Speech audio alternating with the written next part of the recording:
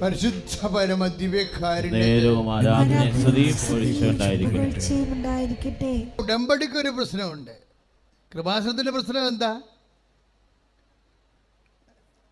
പരിശുദ്ധമ്മയുടെ പ്രത്യക്ഷീകരണത്തിന്റെ ദൈവ മനസ്സ് ലോകത്തോട് സഭ വെളിവാക്കാൻ വേണ്ടിയുള്ള പ്രാർത്ഥനയാണ് പ്രത്യക്ഷീകരണ പ്രാർത്ഥന.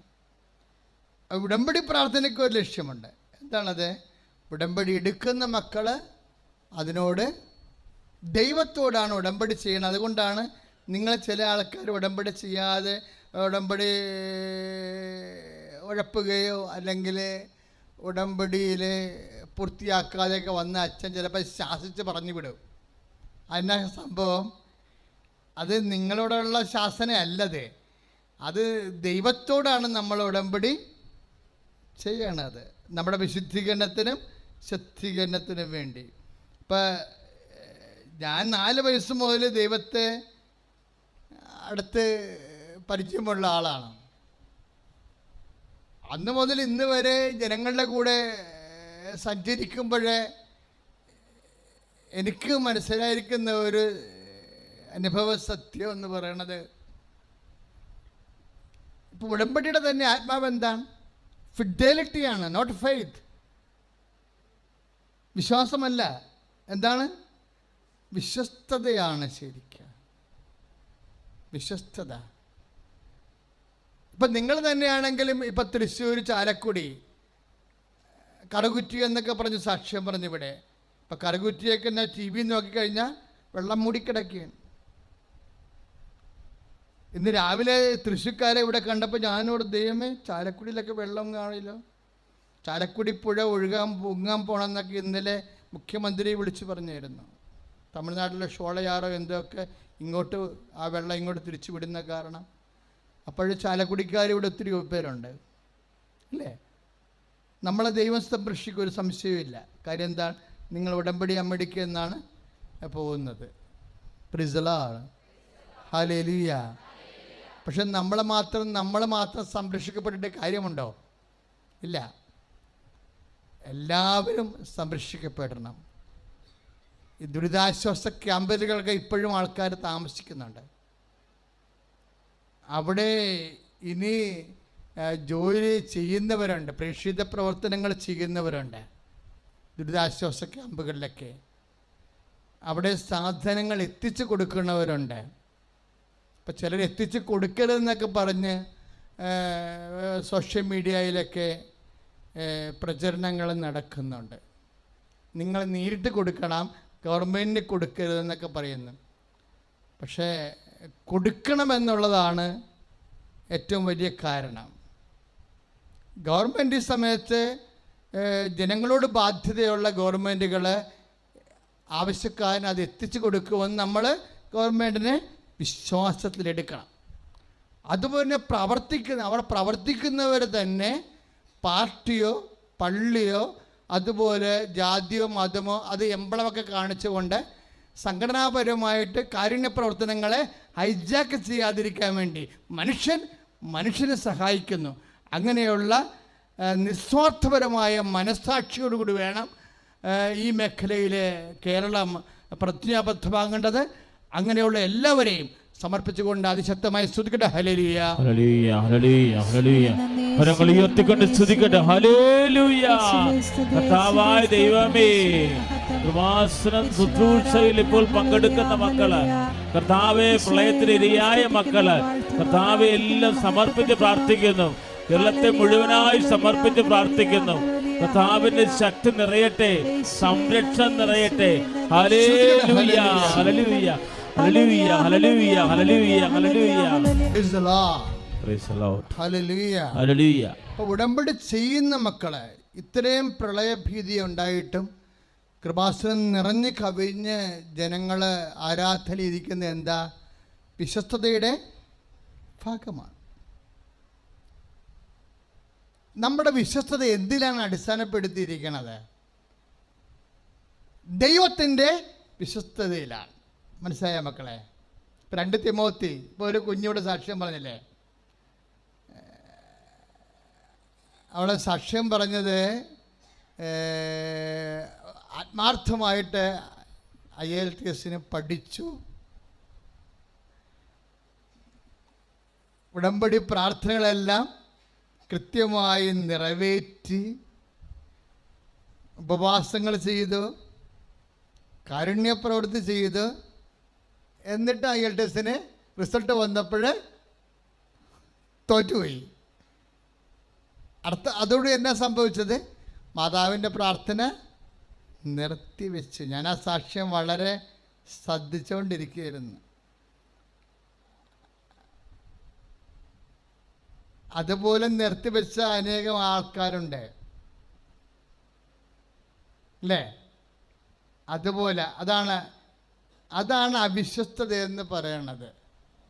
എന്തിനാണ് നമ്മൾ അരമണിക്കൂർ വചനം വായിക്കണത്? ഡോക്ടർ എന്നാ പറഞ്ഞത്? നമ്മൾ ഹിയർ ചെയ്താലും മതിയാകും വചനമെന്നല്ലേ? ശരിയാ. കർത്താവിൻ്റെ വചനം ഗ്രഹിക്കുക മാത്രമേ നമ്മൾ ഉദ്ദേശിക്കുന്നുള്ളൂ. വായിച്ചാലും കേട്ടാലും വചനം ഗ്രഹിക്കണം. ഇപ്പം തന്നെ POC ബൈബിൾ അപ്ലോഡ് ചെയ്തെടുക്കാൻ പറ്റും. ശബ്ദത്തിൽ വായനാ ബൈബിളുണ്ടല്ലോ. POCയുടെ തന്നെ റിട്ടേൺ ബൈബിളുണ്ട്, പിന്നെ വായനാ ബൈബിളുണ്ട്. മൊബൈലിലോട്ട് നമ്മൾ അപ്ലോഡ് ചെയ്തെടുത്താൽ നമ്മൾ വണ്ടിക്ക് പോണ സമയത്ത് കേട്ടോണ്ടിരുന്നാലും മതി. അതാകുമ്പോൾ സൂപ്പറാണ്. നമ്മൾ വായിക്കണ്ട, വെറുതെ വണ്ടി ഇരുന്നുണ്ട്. ഡോക്ടർ പറഞ്ഞാൽ കറക്റ്റാണത്. നമ്മൾ വചന hearing Bible, sound with sound, വചന സമ്പൂർണ്ണ ബൈബിള് വായിച്ച് വെച്ചിട്ടുണ്ട്. ആ വായനാ ബൈബിള് നമ്മൾ അപ്ലോഡ് ചെയ്തെടുക്കുകയാണെന്നുണ്ടെങ്കിൽ ഏത് വണ്ടിക്ക് പോകണമെങ്കിലും ഇയർഫോൺ വെച്ചാൽ മൊത്തം നമുക്ക് കേൾക്കാൻ പറ്റും. അരമണിക്കൂർ വായിക്കണ സമയം ഉണ്ടെങ്കിൽ ചില സമയത്ത് അത്രയും ഭാഗം ചിലപ്പോൾ 1 മണിക്കൂർ വായിക്കണത് നമുക്ക് അരമണിക്കൂർ കൊണ്ട് വായിച്ച് കേൾക്കാൻ പറ്റും. ഇതെല്ലാം ദൈവം തന്നിരിക്കുന്ന സംവിധാനങ്ങളാണ്. ഇതിൻ്റെയൊക്കെ ഉദ്ദേശം എന്താ? അവർ കേട്ട വചനങ്ങൾ അവർ കേട്ടാലും വായിച്ചാലും അവർക്ക് പ്രയോജനപ്പെടണം. പറഞ്ഞാൽ മനസ്സിലായില്ലേ? ഹെബ്രായർ 4:2. അവർ കേട്ട വചനം അവർക്ക് പ്രയോജനപ്പെട്ടില്ല. കാരണം എന്താണ്? അവരത് വിശ്വസിച്ചില്ലെന്ന്. Praise the Lord. അപ്പോൾ വചനം നമ്മൾ ചെവി വെച്ച് കേട്ടാലും വചനം കണ്ണുകൊണ്ട് വായിച്ചാലും ഇറ്റ് മസ്റ്റ് ബി യൂസ്ഫുൾ. നമുക്കത് പ്രയോജനപ്പെടണം. അതിൻ്റെ ലക്ഷ്യം അതാണ് ഹെബ്രായർ 4:2. അവർ കേട്ട വചനം അവർക്ക് പ്രയോജനപ്പെട്ടില്ല. കാരണം എന്താണ്? അവരതിൽ വിശ്വസിച്ചില്ല. ഈ ഉടമ്പടി എടുക്കുമ്പോൾ തന്നെ ദൈവത്തിന് അറിയാൻ പറ്റും നിൻ്റെ കപ്പാസിറ്റി എന്താണെന്ന്. നീ അത് വിശ്വസിക്കുന്നുണ്ടോ? വിശ്വാസത്തിൻ്റെ സെക്കൻഡ് സെക്ഷനിലായിട്ടാണ് ഫിഡലിറ്റി വരുന്നത്. വിശ്വാസത്തിന് ചൂട് പിടിച്ചാൽ ചില വചനങ്ങൾ നമ്മൾക്ക് കൈകാര്യം ചെയ്യാൻ പറ്റാതെ വരും, നീണ്ടു പോവുകയൊക്കെ ചെയ്ത് കഴിഞ്ഞാൽ. അപ്പോൾ എന്താ പറയേണ്ടത്? വിശ്വാസം കുറച്ചുകൂടി ഹോട്ടായി കഴിയുമ്പോഴാണ് നമ്മൾക്ക് വിശ്വസ്തത ആവശ്യപ്പെടുന്നത്. വിശ്വാസം പ്രതിസന്ധി വരുമ്പോൾ നീ വിശ്വസ്തതയുടെ ഘട്ടത്തിലേക്ക് കടക്കുകയാണ്. അപ്പോഴാണ് നീ ഉടമ്പടി ആകണത്. കാര്യം ഉടമ്പടിയിൽ എന്താണ് സംഭവിക്കുന്നത്? കവനൻറ്റിൻ്റെ പ്രത്യുത്തരം എന്താ? ഉടമ്പടി പ്രത്യുത്തരം നോട്ട് ഫെയ്ത്ത് ബട്ട് ഫിഡലിറ്റിയാണ്, വിശ്വസ്തതയാണ്. അപ്പോൾ നീ വെച്ചിരിക്കുന്ന ദൈവതിരുസന്നിധി വെച്ചിരിക്കുന്ന വിഷയത്തിൻ്റെ മേലെ ഒരു പ്രതിസന്ധി വന്നാൽ മാത്രമേ നീ വിശ്വസ്തതയിലേക്ക് കടന്നോ ഇല്ലയോ എന്നറിയത്തുള്ളൂ. എപ്പോഴും ദൈവവചനം മനസ്സിലാക്കേണ്ട വിഷയമുണ്ട്. എന്താ? അവർ fidelity based upon the fidelity of the പ്രാമിസ്.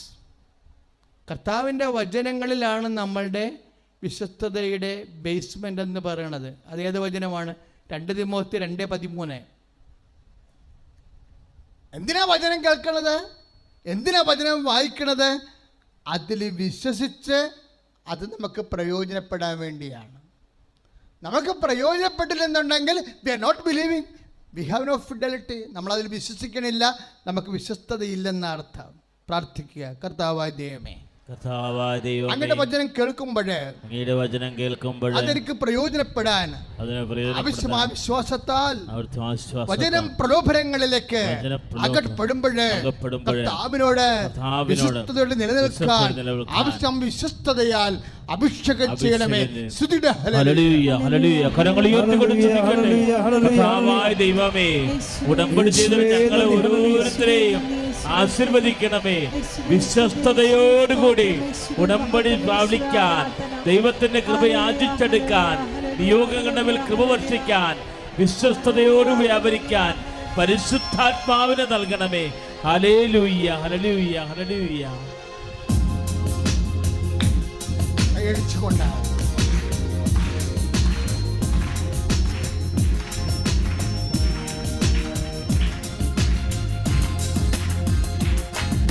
കൃപയാലേ കൃപയാലേ കൃപയാലനുദിനവും എല്ലാവരും കൃപയാലേ കൃപയാലേ കൃപയാലനുദിനവും കൃപയാലേ കൃപയാലേ കൃപയാലനുദിനവും കൃപയാലേ കൃപയാലേ കൃപയാലനുദിനവും. എൻ്റെ പേര് ബിൻസി ബാബു. ഞാൻ Trivandrum Kochuveli saint Joseph church എന്ന് വരുന്നു.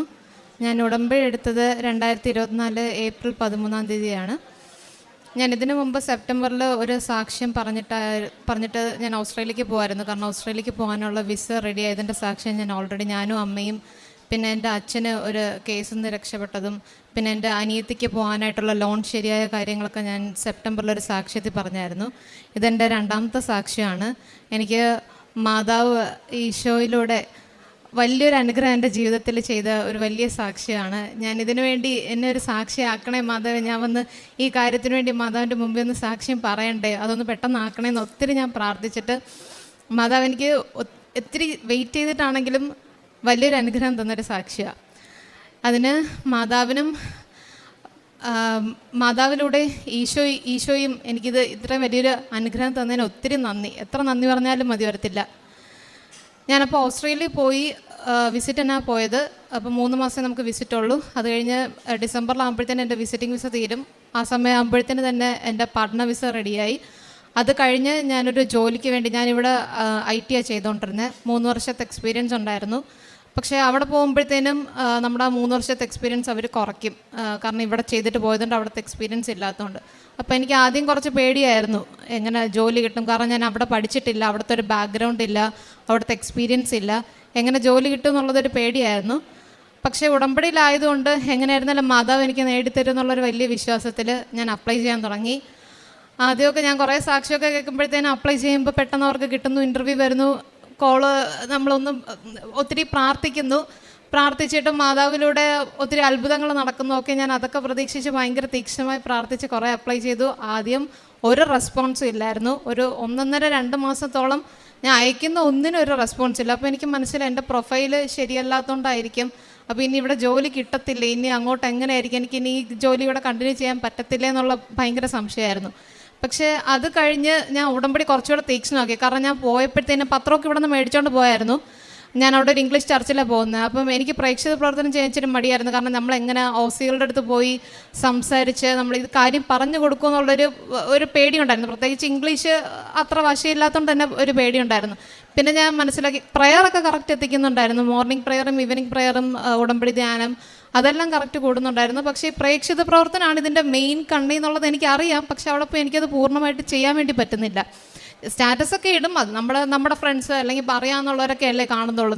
നമ്മൾ അവിടെ വിട്ടത് അവിടെ പ്രേക്ഷിത പ്രവർത്തനം ചെയ്യാനായിട്ടാണല്ലോ മാതാവ് നമുക്ക് അതിനൊരു അവസരം ഉണ്ടാക്കി തന്നത്. അപ്പോൾ എനിക്കത് ചെയ്യാത്തതിൽ ഒത്തിരി വിഷമം. അവസാനം പിന്നെ ഞാൻ വിചാരിച്ചു ഓക്കെ എനിക്ക് അവിടെ ആ തെറ്റ് പറ്റിയെന്ന് വിചാരിച്ചിട്ട് എൻ്റെ കയ്യിലുണ്ടായിരുന്ന പത്രം ഞാൻ എല്ലാ സൺഡേയ്സും പള്ളിയിൽ പോകുമ്പോഴത്തേനും അവിടെ ഉള്ളവർ തന്നെ പറഞ്ഞ് ഇങ്ങനൊരു അപ്പാരിഷൻ ഇന്ത്യയിൽ നടന്നിട്ടുണ്ട്, ഇങ്ങനെ കേരളത്തിൽ അത് അവർ കേൾക്കുമ്പോഴത്തേനും അവർക്ക് ഭയങ്കര അതിശയമാണ്. അവർ കൂടുതൽ എന്തോ ആ കാര്യം എന്നുള്ളതൊക്കെ ചോദിക്കും. അപ്പോൾ ഞാൻ പറഞ്ഞു കൊടുക്കും എന്താ സാധാരണ അവർ പ്രാർത്ഥിക്കുന്നതെന്ന്, എന്താണ് ഇവിടുത്തെ ഡിഫറൻസ്. നമ്മളിവിടെ കവനൻറ്റ് പ്രയറാണ് ചെയ്യുന്നത്, കവനൻറ്റ് ഈസ് ഡിഫറെൻറ്റ്. എന്തൊക്കെയാണ് ഇവിടെ നടക്കുന്ന സംഭവങ്ങൾ. അവർക്ക് അതിന് കൂടുതൽ ഡീറ്റെയിൽസ് വേണമെങ്കിൽ ഞാൻ പത്രം കൊടുത്തിട്ട് തന്നെ പറയും. വെബ്സൈറ്റ് ഉണ്ട്, വെബ്സൈറ്റിൽ കയറി കഴിഞ്ഞാൽ ഇംഗ്ലീഷ് സെലക്ട് ചെയ്തറിഞ്ഞാൽ അവർക്ക് അതിൻ്റെ ആയിട്ടുള്ള ഡീറ്റെയിൽസ് അറിയാൻ പറ്റും എന്നുള്ളതൊക്കെ പറഞ്ഞു കൊടുക്കുമ്പോഴത്തേനും അവർ ഭയങ്കര പോസിറ്റീവായിട്ടാണ് അത് എടുത്തിരുന്നത്. അത് കാണുമ്പോൾ തന്നെ എനിക്ക് കൂടുതൽ ഈ പത്രം കൊടുക്കാനായിട്ടുള്ള തീക്ഷ്ണത കൂടി. അങ്ങനെ നോക്കിയപ്പോൾ എൻ്റെ കയ്യിലുള്ള പത്രമൊക്കെ തീർന്നു. പിന്നെ ഞാൻ അപ്പോഴേ ഈ ജോലിയുടെ കാര്യങ്ങൾ നടക്കുന്നുണ്ട്. എനിക്ക് ആദ്യം ഒരു ചെറിയ പാർട്ട് ടൈം ജോലി കിട്ടിയായിരുന്നു. പക്ഷെ അത് കുറച്ച് കഴിഞ്ഞപ്പോഴത്തേനും അവർ വിളിക്കുന്നില്ല, എനിക്ക് ഷിഫ്റ്റ് ഇടുന്നില്ല. പിന്നെ വിചാരിച്ചാൽ ഓക്കെ, എനിക്ക് പ്രൊഫഷണൽ ജോലി നോക്കാം, മാതാവിനെ അതിനു വേണ്ടി ഒരുക്കുന്നതായിരിക്കും. അപ്പോൾ ഹസ്ബൻഡ് രാവിലെ ജോലിക്ക് പോകും, ഞാൻ ഉച്ചയ്ക്ക് 3 മണി വരെ ഞാൻ വീട്ടിൽ ഒറ്റയ്ക്കായിരിക്കും. അതുവരെ വീട്ടിൽ ആരുമില്ല. നമ്മൾ ഇപ്പോൾ ഇവിടെ നിന്ന് 3 വർഷം ഒക്കെ കണ്ടിന്യൂസ് ജോലിക്ക് പോയി, ഓഫീസിലൊക്കെ പോയി കുറച്ചുകൂടെ മിങ്കിളായി എല്ലാവരൊക്കെ കണ്ട് വന്നിട്ട് അവിടെ പോയിട്ട് ഒറ്റയ്ക്ക് ഇരിക്കുമ്പോഴത്തേനും ഭയങ്കര ഡിപ്രഷനായിരിക്കും. അത് ചിലപ്പോൾ ഇവിടെ ഞാൻ ഇങ്ങനെ ഇന്ന് പറയുമ്പോഴത്തേനും മനസ്സിലാവത്തില്ല, അത് അവിടെ പോയി അനുഭവിക്കുമ്പോഴേ മനസ്സിലാവത്തുള്ളൂ. അത് ഒത്തിരി പേർക്ക് അറിയാൻ പറ്റുന്നതാണ്. ഇപ്പോൾ പുറത്തുള്ള പിള്ളേരൊക്കെ ഇത് കാണുമ്പോഴേ അവർക്ക് അറിയാം. നമ്മൾ ഇവിടെ നിന്ന് ഒത്തിരി പ്രതീക്ഷ അവിടെ പോകും, പക്ഷെ അവിടെ പോകുമ്പോഴത്തേനും ഈ ഒറ്റപ്പെടൽ ഒത്തിരി പ്രശ്നമാണ്. എല്ലാവരും ജോലിക്ക് പോകുമ്പോൾ നമുക്ക് ജോലി ഇല്ലാതിരിക്കുമ്പോൾ, നമുക്ക് ഒന്നും ആകാതിരിക്കുമ്പോൾ, നമുക്ക് വീട്ടിലോട്ട് എന്തെങ്കിലും അയച്ചു കൊടുക്കാൻ പറ്റുന്നില്ല, നമ്മുടെ കാര്യങ്ങൾ നടക്കുന്നില്ല, ആഴ്ചയിലെ വാടക കൊടുക്കണം. അപ്പോൾ ഇതിൻ്റെയൊക്കെ ടെൻഷൻ ഇങ്ങനെ ഓരോ മാസം കൂടുന്തോറും കൂടിക്കൂടി വരുവാണ്. എന്നിലും വിശ്വാസം കൈവിട്ടില്ല. ഞാൻ പ്രതീക്ഷിച്ചിരിക്കുന്ന മാതാവ് എനിക്ക് എന്തോ വലുത് തരാൻ വേണ്ടി ഇരിക്കുക. അങ്ങനെ ഞാൻ ഈ പ്രേക്ഷിത പ്രവർത്തനം, പത്രപ്രവർത്തനം കുറേ കൂടെ തീക്ഷ്ണതയാക്കാനായിട്ട് ഈ ഓൺലൈനിൽ ഉടമ്പടിയിലെ PDF പ്രിൻ്റൊക്കെ എടുത്ത് പിന്നെ ഞാൻ അത് കൊടുക്കാൻ വേണ്ടി തുടങ്ങി. എല്ലാവരും നല്ല കാര്യമായിട്ട് സ്വീകരിക്കും. അത് കൊടുത്ത് എനിക്ക് മനസ്സിലാകും, ഈ ഓരോ ഞായറാഴ്ച സൺഡേയ്സും പോയി ഞാൻ ഈ പത്രം കൊടുത്ത് വരുമ്പോഴത്തേനും എന്തെങ്കിലും എനിക്കൊരു പുതിയ ഇൻ്റർവ്യൂ കോൾ വരെയോ അല്ലെങ്കിൽ എവിടെ നിന്നെങ്കിലുമൊക്കെ ഒരു റെസ്പോൺസ് വരെയോ, അപ്പോൾ ഞാൻ വിചാരിക്കും ഓക്കെ പ്രോസസ്സിങ് ചിലപ്പോൾ അത് ആദ്യത്തെ റെസ്പോൺസ് ആയിരിക്കും വരുന്നത്, പിന്നെ അവർക്ക് വരത്തില്ല. പക്ഷേ ഈ പത്രം കൊടുത്ത് തുടങ്ങിയതിന് ശേഷമാണ് എന്തോ ഒരു മൂവ്മെൻറ്റ് വരാൻ തുടങ്ങി. മറ്റേത് റെസ്പോൺസ് പോലും ചിലർ എൻ്റെ അടുത്ത് ഞാനിങ്ങനെ ജോലിയുടെ കാര്യമൊക്കെ ചോദിക്കുമ്പോൾ അവർ പറയുന്നുണ്ട് ഞങ്ങൾക്കൊന്നും റെസ്പോൺസ് പോലും കിട്ടുന്നില്ല. അവിടെ ഓൾറെഡി പഠിച്ച പിള്ളേർ, മാസ്റ്റേഴ്സൊക്കെ അവിടെ പോയി ചെയ്ത പിള്ളേർക്ക് റെസ്പോൺസ് പോലും കിട്ടുന്നില്ല. ഈ പത്രം കൊടുത്ത് തുടങ്ങിയപ്പോഴത്തേനും എനിക്ക് മനസ്സിലായി ഓക്കെ, നമ്മൾ ഒരു ട്രാക്കിൽ ആക്കാനായിട്ട് എനിക്ക് മാതാവ് ആ ഒരു സാഹചര്യം തന്നെയാണ്. ജോലിയില്ല, കുറേ കൂടെയൊക്കെ ടെൻഷൻ, കുറേ കൂടെയൊക്കെ ബുദ്ധിമുട്ടുകൾ. അപ്പം ഞാൻ എന്തായാലും ആ ട്രാക്കിൽ വരുമെന്ന് മാതാവിന് മനസ്സിലായി. അങ്ങനെ പിന്നെ പത്രം കൊടുക്കുന്നത് എനിക്ക് ഇഷ്യൂ അല്ല, ഞാനത് യൂസ്ഡായി. എല്ലാ സൺഡേയ്സും 10 കോപ്പി വെച്ചെടുക്കും, പള്ളിയിൽ പോകും. നേരത്തെ പോവുകയാണെങ്കിൽ അവിടെ ആരടിക്കോ അവരുടെ കയ്യിൽ കൊണ്ട് കൊടുത്ത് ഇങ്ങനെ കാര്യം നമ്മൾ വിശദമായിട്ട് പറഞ്ഞു കൊടുക്കണം എന്ന്. അവരുടെ സമയം നമ്മളിങ്ങനെ ചോദിക്കും, കുറച്ച് സമയം എടുത്തോട്ടെ ഇത് കാര്യം ഇങ്ങനെ പറയാനായിട്ടാണ്. അപ്പം മദർ മേരിയെ കുറിച്ച് പറയാനാണെന്ന് പറയുമ്പോൾ ഒരു ഭയങ്കര പോസിറ്റീവാണ്. ഓക്കെ, ഒരു കുഴപ്പമില്ല. അവർ പറയുന്നത് യങ്സ്റ്റേഴ്സ് ഇങ്ങനെയൊക്കെ ചെയ്യുമോ എന്നുള്ളത് അവർക്കൊരു അതിശയമാണ്. കാരണം അവരുടെ നാട്ടിൽ ഒത്തിരി ഏത്തിസ്റ്റുകളാണല്ലോ, ദൈവവിശ്വാസികൾ കുറവേ ഉള്ളൂ. അപ്പോൾ യങ്സ്റ്റേഴ്സ് ഇങ്ങനെയൊക്കെ ചെയ്യുന്നത് നോക്കുമ്പോഴത്തേനും അവർക്ക് ഒത്തിരി അതിശയമാണ്. അപ്പോൾ അവർ തന്നെ നമ്മൾ പ്ലസ് ചെയ്ത് നിങ്ങൾക്ക് എന്തായാലും നല്ലത് വരും എന്നൊക്കെ പറഞ്ഞ് അങ്ങനെ പറഞ്ഞു കേൾക്കുമ്പോൾ ഇത് ചെയ്യാനായിട്ട് കുറച്ചുകൂടെ തീക്ഷ്ണമാണ്. അങ്ങനെ കുറേ നാൾ കഴിഞ്ഞു, ഒരു 2-3 ഇൻ്റർവ്യൂ ഒക്കെ എനിക്ക് കഴിഞ്ഞു. ആ ഇൻ്റർവ്യൂവിന് എല്ലാത്തിനും ലാസ്റ്റ് സ്റ്റേജ് എത്തും. എനിക്കറിയാം, ഞാൻ എല്ലാ പ്രാവശ്യം ഇൻ്റർവ്യൂ പോകുമ്പോഴും 7 പ്രാവശ്യം പ്രത്യക്ഷീകരണ പ്രാർത്ഥന 2 തിരിയും കത്തിച്ച് പ്രാർത്ഥിച്ച് മാതാവിനെയൊക്കെ അടുത്ത സീറ്റിൽ കാരണം സാക്ഷ്യങ്ങൾ ഫുള്ളും കേൾക്കും. അപ്പോൾ സീറ്റിൽ മാതാവിനെ ഒരു സീറ്റ് ഇട്ടിട്ട് മാതാവിൻ്റെ ഫോട്ടോ ഇരുത്തി ഈശോനെ അടുത്ത് വെച്ച് തൈലമൊക്കെ പൂശി ഉപ്പൊക്കെ ഇട്ട് എല്ലാം ഓൺലൈൻ ഇൻ്റർവ്യൂയാണ്. ഞാൻ എല്ലാ ഇൻ്റർവ്യൂവിനും മാതാവിനെ പിടിച്ചെടുത്ത് മാതാവ് ഞാനല്ല പറയാൻ പോകുന്നത്, മാതാവ് ഇൻ്റർവ്യൂവിന് റെസ്പോണ്ട്. അത് മാത്രമല്ല ഓസികളാണ്, അപ്പം കുറേയൊക്കെ സ്ലാങ് നമുക്ക് മനസ്സിലാവത്തില്ല. ഒന്നാമത്തെ കാര്യം ടെക്നിക്കലി ഞാൻ അത്രയ്ക്ക് ബോൾഡല്ല. അപ്പോൾ ഇത്രയും കാര്യങ്ങൾ എൻ്റെ അടുത്ത് ചോദിക്കുമ്പോൾ ഇവർ ചോദിക്കുന്ന കാര്യം എന്താണെന്ന് ആ സ്ലാങ്ങിൽ മനസ്സിലാക്കണം, തിരിച്ച് നമുക്കതിന് റെസ്പോണ്ട് ചെയ്യാനും പറ്റണം. എല്ലാം കൂടെ ടെൻഷനായിട്ട് നമുക്ക് അറിഞ്ഞൂടാത്ത കാര്യമാണെങ്കിൽ ഞാൻ പറയുന്ന ഇംഗ്ലീഷ് എന്തുവാണെന്ന് പോലും എനിക്ക് ചില സമയത്ത് ഞാൻ ഭയങ്കര വണ്ടടിച്ച് പോകും. ശരിയാണോ പറഞ്ഞത്, അവരിങ്ങനെ കൺഫ്യൂഷൻ അടിച്ചിരിക്കും, എന്തോ അവർക്ക് മനസ്സിലാവാത്ത രീതി. പക്ഷേ ആദ്യത്തെ 2-3 ഇൻ്റർവ്യൂ പോയി, അതൊന്നും എനിക്ക് കിട്ടിയില്ല. ഭയങ്കര വിഷമമായിരുന്നു. ഞാൻ 3ാമത്തെ റൗണ്ട് വരെ പോകുമ്പോഴത്തേനും ഞാൻ വിചാരിക്കും ഓക്കെ മാതാവ് എനിക്കിത് തരാനായിട്ടായിരിക്കും. പക്ഷേ അത് കഴിഞ്ഞ് ഈ ലാസ്റ്റ് വീക്ക് മൺഡേ എനിക്കൊരു ഇൻ്റർവ്യൂ ഉണ്ടായിരുന്നു. അത് ഒരു സീനിയർ ലെവലിൽ അവിടുത്തെ നല്ലൊരു വലിയൊരു ഇൻഷുറൻസ് കമ്പനിയിൽ നല്ലൊരു പാക്കേജിൽ വന്നതാണ്. അപ്പോൾ ആദ്യം ഞാൻ ഓൾറെഡി അതിൽ ലിങ്ക്ഡിനിൽ അപ്ലൈ ചെയ്തപ്പോൾ അവരെന്നെ വിളിച്ചില്ലായിരുന്നു, ജസ്റ്റ് റെസ്യൂമെ സെലക്ട് ചെയ്ത് പിന്നെ ഇൻ്റർവ്യൂ കോളൊന്നും വന്നില്ല. രണ്ടാമത് ഈ സീനിയർ പൊസിഷൻ വന്നപ്പോഴത്തേക്കും അവർ ഫസ്റ്റ് ലെവൽ ഇൻ്റർവ്യൂ വെച്ചു. ഭയങ്കര ടെക്നിക്കൽ ക്വസ്റ്റ്യൻസ്, ഞാൻ ചെയ്യാത്ത സാധനങ്ങളൊക്കെ അവർ ചോദിച്ചത്. അപ്പോൾ അവർ പറഞ്ഞു എൻ്റെ എക്സ്പീരിയൻസ് അതിന് മാച്ച് ആവുന്നില്ല എന്നുള്ളൊരു ഫീഡ്ബാക്കാണ് വന്നത്. പക്ഷേ അവരുടെ ടീമിലോട്ട് തന്നെ വേറൊരു മിഡ് ലെവൽ ഡെവലപ്പറിനെ എടുക്കുന്നുണ്ട്. അതിൻ്റെ അവർ ആ ഒരു ഓപ്പണിങ്ങിനെ കുറിച്ച് ഇതുവരെ ലിങ്ക്ഡിൽ പോസ്റ്റ് പോലും ഇട്ടില്ല. അതെനിക്ക് ഉറപ്പാണ്, ആ മാതാവ് എനിക്ക് വേണ്ടി ആ ഓപ്പണിങ് തുറന്ന് തന്നെയാണ്. എന്നിട്ട് അതിലോട്ട് ഇൻ്റർവ്യൂ എടുക്കട്ടെ, രണ്ടാമത്തെ ഇൻ്റർവ്യൂവിന് അതിനെ എടുക്കട്ടെ എന്ന് പറഞ്ഞ് ഓക്കെ ഞാൻ സമ്മതിച്ചു. അടുത്ത സെക്കൻഡ് ലെവൽ ഇൻ്റർവ്യൂ വന്നു. 1 മണിക്കൂർ ഇൻ്റർവ്യൂ ഉണ്ടായിരുന്നു. ഒരു കുറേ കൂടെയൊക്കെ ടെക്നിക്കലാണ് ചോദിച്ചത്. മോസ്റ്റ് ഓഫ് ദ ക്വസ്റ്റ്യൻസ് എനിക്ക് പറയാൻ വേണ്ടി ഞാൻ ഇങ്ങനെ തപ്പിക്കളിക്കുമായിരുന്നു. കാരണം റെസ്യൂമിൽ ഞാൻ കുറേ അവിടത്തേന് നമുക്കൊന്ന് ഇൻ്റർവ്യൂ കോൾ കിട്ടണമെങ്കിൽ തന്നെ റെസ്യൂമിൽ അത്യാവശ്യം നമ്മൾ കുറച്ച് കാര്യമായിട്ട് എഴുതി വെക്കണം. അല്ല നമ്മൾ ഇവിടുത്തെ പോലെ വെച്ച് കഴിഞ്ഞാൽ കിട്ടത്തില്ല എന്നാണ് അവിടുത്തെ എൻ്റെ ഫ്രണ്ട്സൊക്കെ പറഞ്ഞത്. അപ്പോൾ ഞാൻ റെസ്യൂമിൽ ഒത്തിരി കാര്യം വെച്ചിട്ടുണ്ട്, പക്ഷേ എനിക്കതൊന്നും പറയാൻ വേണ്ടി പറ്റുന്നില്ല. ശരിക്കും ബാക്കിയുള്ള ഇൻ്റർവ്യൂവിനെക്കാട്ടിലും ഭയങ്കര ടെൻഷൻ അടിച്ച് ഓക്കെ ഇത് കിട്ടത്തില്ല എന്ന് ഞാൻ ഉറപ്പിച്ചൊരു ഇൻ്റർവ്യൂ ആയിരുന്നു ഇത്. അപ്പോഴത്തേക്ക് എൻ്റെ ഹസ്ബൻഡ് ജോലി കഴിഞ്ഞ് വന്നപ്പോഴത്തേനും ഞാൻ പറഞ്ഞു ഇത് എന്തായാലും കിട്ടത്തില്ല, പക്ഷേ ഇത് അത്യാവശ്യം നല്ലൊരു ഇൻഷുറൻസ് കമ്പനിയാണ്, കിട്ടിക്കഴിഞ്ഞാൽ നല്ലതാണെന്നൊക്കെ പുള്ളിയും പറഞ്ഞു. പക്ഷേ പുള്ളി പറഞ്ഞാൽ ഓക്കെ ഹോപ്പ് വിടണ്ട, നീ മാതാവിനോട് ഇങ്ങനെ പ്രാർത്ഥിക്കുക, ഈ ജോലി തരുവാണെങ്കിൽ ഞാൻ അപ്പം തന്നെ വന്ന് സാക്ഷ്യം പറഞ്ഞേക്കാം. ഞാൻ അല്ലെങ്കിൽ എനിക്കറിയാം എന്തായാലും എനിക്ക് മാതാവ് ജോലി തരത്തുള്ളൂ, ഞാൻ വെക്കേഷൻ എപ്പോൾ വരും അപ്പോൾ സാക്ഷ്യം പറ ഇരിക്കുമായിരുന്നു. അപ്പോൾ പുള്ളി പറഞ്ഞ് കുഴപ്പമില്ല, ഞാൻ ടിക്കറ്റ് എടുത്തു തരാം, നീ മാതാവിനോട് പറ ഇത് കഴിയുമ്പോഴത്തേനും ഞാൻ വന്ന് സാക്ഷ്യം പറഞ്ഞേക്കാം. ഇതിൻ്റെ സെക്കൻഡ് ലെവൽ ഇൻ്റർവ്യൂ കഴിഞ്ഞു. 1 ദിവസമായി 2 ദിവസമായി റെസ്പോൺസ് ഇല്ല. സാധാരണ അവർ പെട്ടെന്ന് തന്നെ റെസ്പോണ്ട് ചെയ്യുന്നതാണ്, അവർക്ക് അർജൻറ്റ് റിക്വയർമെൻറ്റ് ആകുന്നുണ്ട്, അവർ പെട്ടെന്ന് പ്രോസസ്സ് ചെയ്യാൻ റെസ്പോണ്ട് ചെയ്യുന്നതാണ്. പക്ഷേ 1 ദിവസമായി 2 ദിവസമായി റെസ്പോൺസ് ഒന്നും ഇല്ല. അപ്പോൾ ഞാൻ കരുതി ഓക്കെ അപ്പോൾ ഇനി ഇത് കിട്ടത്തില്ലായിരിക്കും. പക്ഷേ 3-ാമത്തെ ദിവസം ആയപ്പോഴത്തേനും രാവിലെ അവർ വിളിച്ചിട്ട് ചോദിക്കുക എങ്ങനെ ഇൻ്റർവ്യൂ ഉണ്ടായിരുന്നു. ഞാൻ പറഞ്ഞു, റിക്രൂട്ടർ ചോദിച്ചപ്പോൾ ഞാൻ പറഞ്ഞു എനിക്ക് ഇച്ചിരി പാടായിരുന്നു, അധികം ഒന്നും പറയാൻ വേണ്ടി പറ്റിയില്ല. അവർ പറഞ്ഞു ഇല്ല സാരമില്ല, പക്ഷെ അങ്ങനെയല്ല, അവർക്ക് നല്ല ഫീഡ്ബാക്കാണ്, അവർ കുഴപ്പമില്ല എടുക്കാൻ വേണ്ടി റെഡിയാണെന്ന് പറഞ്ഞിട്ട് ഞാൻ ചോദിച്ച പാക്കേജിനെക്കാട്ടിലും കൂടുതൽ എനിക്ക് തോന്നുന്നൊരു നല്ല കൂടുതൽ. കാരണം അവിടെ ഒരു ബിഗിനർ ലെവലിൽ കയറുന്ന ആർക്കും ഇത്ര വലിയ പാക്കേജ് കിട്ടത്തില്ല, അതെനിക്ക് ഉറപ്പാണ്. അതെനിക്ക് മാതാവ് തന്നേക്കാം. അപ്പോൾ എനിക്ക് ഉറപ്പാണ് മാതാവ് ഇത്രയും വെയിറ്റ് ചെയ്യിപ്പിച്ചത്, എനിക്ക് അതിനു മുമ്പ് വന്ന പാക്കേജ് എല്ലാം കുറവായിരുന്നു. അപ്പം മാതാവ് എനിക്ക് ഇത്രയും വെയിറ്റ് ചെയ്യിപ്പിച്ചത് എനിക്ക് നല്ലൊരു തരാൻ വേണ്ടി ആയിരുന്നു, അതെനിക്ക് ബോധ്യമായി. എന്നാലും നമുക്ക് ഇടയ്ക്കിടയ്ക്കുള്ള വിഷമം, ഒന്ന് ജോലിയൊന്നും ആവുന്നില്ലല്ലോ എന്ന് വിഷമത്തിൽ ഞാനിങ്ങനെ മാതാവിനോട് പറയും, മാതാവ് എന്താ ഞാൻ പ്രാർത്ഥിക്കുന്ന കേൾക്കാത്ത, ഞാൻ പത്രമൊക്കെ കൊണ്ട് എല്ലാവർക്കും കൊടുക്കുന്നില്ല, ഞാൻ വേറെ എന്തെങ്കിലും തെറ്റ് ചെയ്യുന്നുണ്ടോ, ഉടമ്പടി ഞാൻ കറക്റ്റ് അല്ലേ, ഞാൻ എന്തെങ്കിലും ചെയ്യണോ, അമ്മ എനിക്കൊന്ന് പറഞ്ഞു തന്നാൽ മതി, എന്താണ് എവിടെയാണെന്നുള്ളതൊന്ന് സൂചിപ്പിച്ച് തന്നാൽ മതി, ഞാനതങ്ങ് ചെയ്തേക്കാന്ന് ഇങ്ങനെ ഞാൻ സംസാരിക്കും, മാതാവിന് സംസാരിക്കുമ്പോൾ പറയും. അങ്ങനെ എനിക്ക് മനസ്സിലായി മാതാവ് ഇത്രയും വെയിറ്റ് ചെയ്യിപ്പിച്ചത് ഇത്രയും നല്ലൊരു കമ്പനിയിൽ എനിക്ക് തരാനായിട്ടായിരുന്നു. അവിടെ ഉള്ളവരും ചോദിക്കും ഈ കമ്പനിയിൽ ഞാനിവിടെ ചെയ്തുകൊണ്ടിരുന്ന അതേ ഫീൽഡിൽ തന്നെ എങ്ങനെ ജോലി കിട്ടി? കാരണം എനിക്ക് അവിടുത്തെ എക്സ്പീരിയൻസ് ഇല്ല, ഞാനവിടെ മാസ്റ്റേഴ്സ് എടുത്തിട്ടില്ല, പഠിച്ചിട്ടില്ല, ഒരു ബാക്ക്ഗ്രൗണ്ട് ഇല്ല.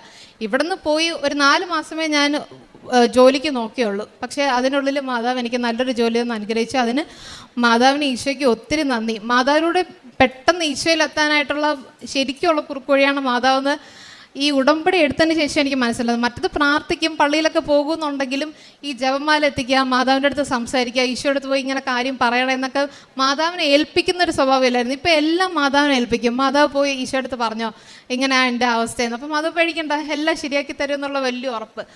പിന്നെ അതുപോലെ തന്നെ എൻ്റെ അമ്മയ്ക്ക് അപ്പോൾ എല്ലാവർക്കും ഭയങ്കര വിഷമമാണ്, വീട്ടിൽ ജോലി ആകാത്തതിൻ്റെ ഒരു വിഷമം, നമുക്ക് വീട്ടിൽ സാമ്പത്തിക ബുദ്ധിമുട്ടുണ്ടല്ലോ, അപ്പം മക്കൾ പഠിച്ചൊരു നിലയിലായിട്ട് വേണം അമ്മമാർക്കും അപ്പന്മാർക്കൊക്കെ കൊടുക്കാനായിട്ട്.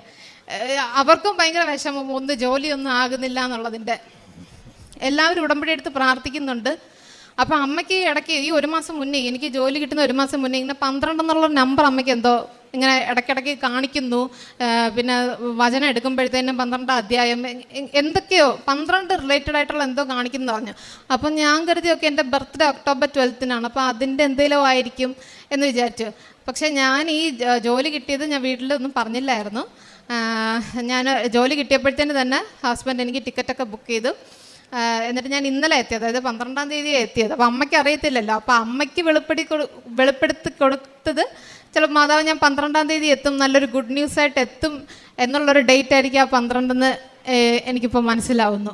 പിന്നെ അത് പറഞ്ഞിട്ട് എൻ്റെ അനിയത്തി, അവൾ ഉടമ്പടി എടുത്ത ലോണിൻ്റെ ഒക്കെ ഒത്തിരി പ്രശ്നങ്ങളുണ്ടായിരുന്നു. അവൾ ഇവിടെ നിന്ന് സാക്ഷ്യം പറഞ്ഞിട്ട് ഓസ്ട്രേലിയയിൽ പഠിക്കാൻ പോയത്. അവിടെ ആണെങ്കിൽ അവൾക്ക് ഒത്തിരി പ്രശ്നങ്ങളുണ്ട്, കാരണം അവിടെ കൂടെ ഉള്ളവർ ഭയങ്കര വിശ്വാസമുള്ള പിള്ളേരൊന്നുമല്ല. അപ്പം അവർക്ക് ഇങ്ങനെ ഒത്തിരി ഇങ്ങനെ പ്രാർത്ഥിക്കുന്ന കാണുമ്പോൾ ഇങ്ങനെ ഒരിത് ഇത്രയൊക്കെ പ്രാർത്ഥിക്കുന്നത്, അത് യങ്സ്റ്റേഴ്സിൻ്റെ ഇടയിൽ ഇപ്പോൾ ഓക്കെ, നമ്മുടെ ഇവിടെ വന്ന് ഉടമ്പടി എടുത്തവർക്ക് അറിയാം എന്താണ് ഇവിടെ നടക്കുന്നത്, നമുക്ക് കിട്ടിയ അനുഭവങ്ങൾ എന്താണെന്നുള്ളത് അറിയാം. പക്ഷെ പുറത്തുനിന്ന് ഒരാൾക്കാർ നോക്കുമ്പോൾ ഇത്രയൊക്കെ പ്രാർത്ഥിക്കേണ്ട ആവശ്യമുണ്ടോ? ഒരു മിനിമം ആവശ്യത്തിനുള്ള വിശ്വാസം മതി, അതിൽ കൂടുതൽ ആവശ്യമുണ്ടോ? പക്ഷെ ഓരോ അനുഭവത്തിലൂടെ നമുക്ക് ദൈവം വെളിപ്പെടുത്തിരുന്നത്, ഈശോ നമ്മളിങ്ങനെ ചേർത്ത് പിടിക്കുന്നത്, നമ്മുടെ ആ സങ്കടത്തിൽ ഈശോയും മാതാവും നമ്മൾ ചേർത്ത് പിടിക്കുന്നത് അവനവൻ്റെ അനുഭവത്തിൽ കൂടെ മനസ്സിലാകത്തുള്ളൂ എന്നാണ് ഞാൻ അവരോടും പറയും, ഇവിടെയും പറയും. എനിക്കത് പറയണമെന്നുണ്ട്. കാരണം എന്തായാലും ഞാൻ ഈ സാക്ഷ്യം ഞാൻ ഷെയർ ചെയ്യും. ഞാൻ എൻ്റെ വാട്സപ്പിൽ ഇൻസ്റ്റയിലൊക്കെ ഞാൻ ഷെയർ ചെയ്യും. ഒത്തിരി ഒത്തിരി എൻ്റെ ഫ്രണ്ട്സ് പറയുന്നുണ്ട് ഇത്രയൊന്നും പ്രാർത്ഥിക്കേണ്ട ആവശ്യമില്ല, അവനവൻ എന്തെങ്കിലും ചെയ്താൽ മാത്രമേ അവനവന് കിട്ടത്തുള്ളൂ എന്നൊക്കെ. പക്ഷേ അതിനും അപ്പുറം ദൈവത്തിന് ഒത്തിരി പങ്കുണ്ട് നമ്മുടെ ജീവിതത്തിൽ എന്നുള്ളത് വലിയൊരു കാര്യമാണ്. അത് തിരിച്ചറിയാൻ നമ്മൾ ഒത്തിരി ലേറ്റായി പോകുന്നത് നമ്മുടെ ഒരു മോശമാണെന്നേ ഞാൻ പറയത്തുള്ളൂ, നമ്മുടെ ഒരു ബാഡ് ആണെന്നേ പറയത്തുള്ളൂ, നമ്മൾ അത്ര ലേറ്റായി പോകുന്നത്. പക്ഷെ നമ്മൾ ഇവിടെ വന്ന് പ്രാർത്ഥിച്ചിട്ടുണ്ടെങ്കിൽ, ഉടമ്പടി കൃത്യമായിട്ട് ചെയ്യുന്നുണ്ടെങ്കിൽ, ശരിക്കും പ്രേക്ഷിത പ്രവർത്തനം എന്ന് പറയുന്നത് ശരിക്കും ഒരു പവർഫുൾ ടൂളാണെന്നേ നമ്മൾ പറയത്തുള്ളൂ. നമ്മൾ പണ്ട് തൊട്ടേ ക്രിസ്ത്യൻസ് ആണെങ്കിൽ ഒത്തിരി പ്രാർത്ഥനകളും കുടുംബ പ്രാർത്ഥനയൊക്കെ ഉണ്ട്. പക്ഷെ ഇങ്ങനെ പുറത്തിറങ്ങി നമ്മൾ ഈശോനെ പങ്കുവയ്ക്കാനായിട്ട് നമ്മൾ പ്രത്യേകിച്ചായിട്ട് ഒന്നും ചെയ്യുന്നില്ല. അതിന് പറ്റിയൊരു ടൂളാണ് പ്രേക്ഷിത പ്രവർത്തനം. ശരിക്കും ഉടമ്പടിയുടെ വലിയൊരു ഭാഗം തന്നെയാണ് പ്രേക്ഷിത പ്രവർത്തനം എന്ന് എനിക്ക് ഒത്തിരി മനസ്സിലായി. ഇത്രയും അനുഗ്രഹങ്ങൾ തന്ന മാതാവിനും ഈശോയ്ക്കും ഔസേപ്പിതാൻ്റെ ഇടയ്ക്ക് ഞാൻ പ്രാർത്ഥിക്കും, ഔസേപ്പിതാവേ നിങ്ങൾ രണ്ടുപേരും കൂടെ പോയി പറ ഈശോ എടുത്ത് എനിക്ക് ജോലി ഇല്ലയെന്ന്. ഈ ഔസേപ്പിതാനും അറിയാമല്ലോ ജോലി ഇല്ലാണ്ട് നമ്മൾ എങ്ങനെ കഴിയും എന്നുള്ളതൊക്കെ അറിയാമല്ലോ, ഔസേപ്പിതാവിനോടും പ്രാർത്ഥിക്കും. എല്ലാവർക്കും ഒത്തിരി നന്ദി. പിന്നെ എനിക്ക് വേണ്ടി പ്രാർത്ഥിച്ച ഒത്തിരി പേരുണ്ട്, എൻ്റെ അമ്മയപ്പൊക്കെ ഒത്തിരി വിഷമിച്ചിട്ടുണ്ട്, അവർക്കൊക്കെ ഒത്തിരി നന്ദി. എനിക്ക് പിന്നെ എല്ലാവരോടും പറയാനായിട്ടുള്ളത്, നമ്മൾ പ്രാർത്ഥിച്ച് മാതാവിൻ്റെ കയ്യിൽ കൊടുത്തു കഴിഞ്ഞാൽ പൂർണ്ണമായിട്ട് ഉടമ്പടിയിൽ വിശ്വസിച്ച് ഉടമ്പടി പക്ക നമ്മൾ ചെയ്ത് നമ്മളൊന്നുമല്ല, നമ്മുടെ കയ്യിലൊന്നുമില്ല, എല്ലാം മാതാവിൻ്റെ കയ്യിലൊന്നും കൊടുത്തു കഴിഞ്ഞാൽ മാതാവ് ശരിക്കും നമ്മളെ പൊന്നുപോലെ നോക്കിക്കോളും, ഒരു കുഴപ്പവും വരുത്തത്തില്ല. ഇനി എത്രയൊക്കെ പ്രശ്നങ്ങൾ ഉണ്ടെങ്കിലും അത് ശരിക്കും നമുക്ക് മാതാവ് തരുന്നത് മാതാവിലോട്ട് കൂടുതൽ അടുക്കാനും ഈശോയിലോട്ട് കൂടുതൽ അടുക്കാനായിട്ടുള്ള വഴിയാണെന്നേ ഞാൻ വിചാരിക്കത്തുള്ളൂ. ഇത് കഴിഞ്ഞ് എനിക്ക് പ്രതിസന്ധികൾ ജോലി കിട്ടിയോണ്ടെല്ലാം മാറുന്നല്ല, ഇത് കഴിഞ്ഞാലും കൂടുതൽ പ്രതിസന്ധികൾ വരുമെന്ന് എനിക്ക് നന്നായിട്ട് അറിയാം. അത് കൂടുതൽ മാതാവിൻ്റെ അടുത്തും ഈശോൻ്റെ അടുത്ത് ചേർത്ത് നിർത്താനാണെന്നുള്ള എനിക്ക് പൂർണ്ണ ബോധ്യം ഇപ്പോൾ ഉണ്ട്. ഓരോ എക്സ്പീരിയൻസ് തരുമ്പോഴത്തേനും മനസ്സിലാവുന്നതുകൊണ്ട് പ്രാർത്ഥിച്ചു കഴിഞ്ഞാൽ കേൾക്കാതിരിക്കുന്നൊരു മാതാവും ഈശോ അല്ല നമുക്കുള്ളത്. പ്രാർത്ഥിച്ച ഉടനടി ഉത്തരം തന്നില്ലെങ്കിലും വലിയൊരു ഉത്തരമായിട്ട് വരുന്ന ഈശോയും മാതാവും നമുക്കുള്ളത്. പിന്നെ ഞാൻ പ്രേക്ഷക പ്രവർത്തനമായിട്ട് ചെയ്യുന്നത് ഇവിടെ നിന്ന് എനിക്ക് ആദ്യം കിട്ടിയ പത്രം ഞാൻ കൊണ്ട് കൊടുത്തു. പിന്നെ ഞാൻ അവിടെ തന്നെ PDF എടുത്ത് പ്രിൻ്റ് എടുത്ത് പള്ളിയിൽ കൊണ്ടുപോയി കൊടുക്കുന്നത്. പിന്നെ കാരുണ്യ പ്രവൃത്തികളെന്ന് പറയുന്നത് എൻ്റെ അമ്മ എല്ലാ ഫ്രൈഡേയ്സും ചോറ് പൊതിഞ്ഞ് ജനറൽ ഹോസ്പിറ്റലിൽ കൊണ്ട് കൊടുക്കും. ഞാനിവിടെ ഉണ്ടായിരുന്നപ്പോൾ ഞങ്ങൾ രണ്ടുപേരും കൂടെ ഒരുമിച്ച് കൊണ്ട് കൊടുത്ത് അവർക്കൊക്കെ ഇരുന്ന് സംസാരിച്ചിട്ടാണ് വരുന്നത്. പിന്നെ അവിടെ ആയിരുന്നപ്പോൾ നമ്മുടെ കിട്ടുന്ന എന്താ തുക എന്ന് വെച്ചാൽ മന്ത്ലി നമ്മളൊരു എമൗണ്ട് ഇവിടെ ഏജ് ഹോമിലൊക്കെ കൊടുക്കുന്നുണ്ട്. പിന്നെ ബൈബിൾ വായനയൊക്കെ ഒത്തിരി തീക്ഷ്ണമാക്കി. കാരണം ബൈബിൾ പഠിക്കാൻ എനിക്ക് കുറേ കൂടെ, പ്രത്യേകിച്ച് ജോസഫ് അച്ഛനെ കുറിച്ച് പറയാൻ വേണ്ടി പോയി, എനിക്കത് പറയാതെ പോകാൻ പറ്റത്തില്ല.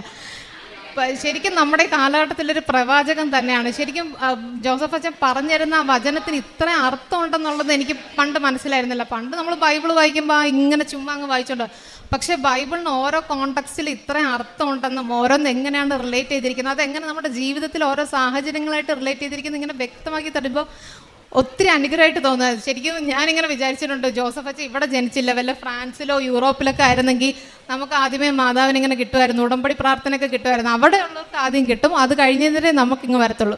ഇപ്പം നമ്മളെന്തുവാ ചെയ്യുന്നത്, നമ്മുടെ ഇവിടുത്തെ കുറേ പിള്ളേർ നമ്മളെല്ലാവരും വന്ന് ഉടമ്പടി എടുക്കുന്നു, വിദേശത്തോട്ട് പോകുന്നു, നമ്മൾ പത്രപ്രവർത്തനം അവിടെ ചെയ്യുന്നു, അവർക്ക് കൊടുക്കുന്നു. ശരിക്കും ഒരു അനുഗ്രഹം തന്നെയാണ് ജോസഫ് അച്ഛൻ നമ്മുടെ ഇവിടെ വന്ന് ജനിച്ച് നമുക്ക് വേണ്ടി ഇങ്ങനെ വലിയൊരു പ്രവർത്തനം ചെയ്തുകൊണ്ടിരിക്കുന്നത്.